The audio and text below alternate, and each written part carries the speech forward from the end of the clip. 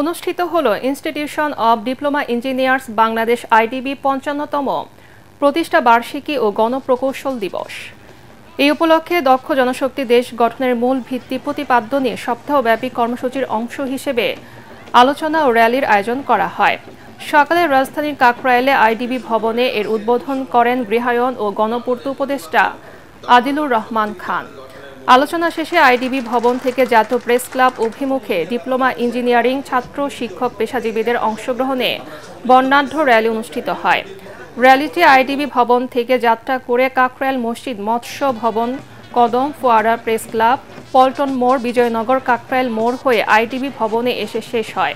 প্রতিষ্ঠা বার্ষিকী উপলক্ষে ৮ থেকে ১৪ নভেম্বর সারা দেশে বিনামূল্যে প্রযুক্তি পরামর্শ সেবা প্রদান করা হবে বলে জানানো হয়।